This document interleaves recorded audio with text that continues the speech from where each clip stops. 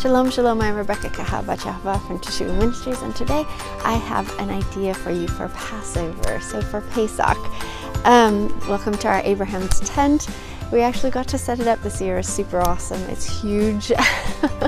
We love having people over for this event, but this is a way for me to set the feast apart, or the rehearsal of Passover and the Feast of Unleavened Bread apart, is I make environments.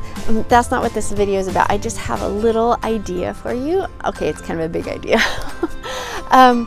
When you look at your walls during the feast time, one of the things that I like to do is bring the attention of my family and those that come into my space. I want them to know what time of year it is. I want them to know what day it is, right? I want to make sure that I've set the feast apart from the regular days. So one of the things that I think is so important is to create atmosphere. It helps me remember where we are in time. It helps me enter the feast. It helps me set the day apart and remember this isn't just another day. And it helps me also not rely on other people to do it for me. So I have it in my own home. Even if I go somewhere to celebrate with someone else and at another place, I still come home and remember where I am in timeline, and I help my family remember too, right? So one of the things I love to do, like I said, is create atmosphere like this. Not only that, and of course food. You have to have food, right? So many traditions are revolve around food, right? But here's another thing that I do is I make banners. And granted, I haven't made some banners for a long time. These are banners that I made a while ago, but I'm going to continue to make my banner collection for the entire feasts of all the year, all the feasts. But I'm going to show you Passovers. So it's huge. It's absolutely huge. Let me see if I can get the mic cord around so I don't ruin my camera. But here is my banner.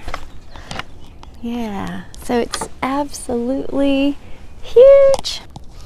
Now it's super wide and it's super long, and so I said it was a big thing, right? But you wouldn't have to make it this big. You can make a smaller version. One thing I want to point out is that number one, you don't have to make it as huge as this. Okay, you could make it smaller, but I kind of like big. But one of the things that I do when I create banners is I want to incorporate the truths of the feast and the things that I want to remember about the feast, the things that Yahweh wants to teach us during the feast. I want to incorporate that into the banner somehow. So like this one for Passover, this is wood right here, and I stained it, smoothed it and stained it, and then it has nails. And I actually went to like an antique store and got some really old looking nails. And obviously that's because our Rabbi Yahshua, our Messiah, was nailed to the stake, and that seems super appropriate. I put my fabric between, so Isaac did this for me. He put the fabric between two pieces, so I have the nice finished piece on the outside. And then the colors of the banner too, I really take care in, what colors I'm using and what graphics. So here obviously we have the lamb, and I just went and got some really like lamby sort of fabric, and then I cut out the black and glued that on, and then cut the whole thing out, and then sewed that onto my red, representing the blood. These are the doorposts of our hearts, and I'm going to finish it. I have to finish this. I'm going to put blood on. I'm just going to take some red paint and kind of water it down a little bit, and then kind of swish it on like the Hebrew slaves did on their doorpost. So it's going to represent what they did back then and what we are to do now, right? And then I cut out the letters, and then I sew them onto the banner. And this one I chose gold thread, and then outlined the letters when I sewed it on to tell us what feast it is, right? And then, of course, you remember the lamb up there, his blood, the blood of the lamb came, and it actually flowed down through the rocks. Remember, the rocks rent at Yeshua's death, and the blood flowed down through the crack in the ground, and it anointed the west side of the Ark of the Covenant. So this is a representation of the Ark of the Covenant in the ground that his blood anointed, and that is there to this day. And then I put little tassels on because I liked them.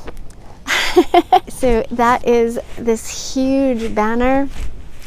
There we go, the rocks, and how the blood of the Lamb being slain, there's his blood coming down, and it anointed the Ark of the Covenant. That is probably, that is the most important thing about this whole feast, is to remember the work of our Messiah and what he did on Passover. He became the Passover lamb. So there's my idea to help you celebrate the feast and Passover. Make yourself a Passover banner, and it can be small. It doesn't have to be this huge, but it can be huge if you want to, and you want to take some time to really think through it and put some things on that banner that help your family remember what this rehearsal of Passover is all about. And I'm going to have Isaac hang it in our Abraham's tent later today for when our company comes, and then we're going to have this up all week because it's going to be good weather.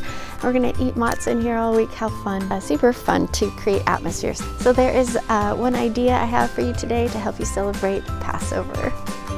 Shalom.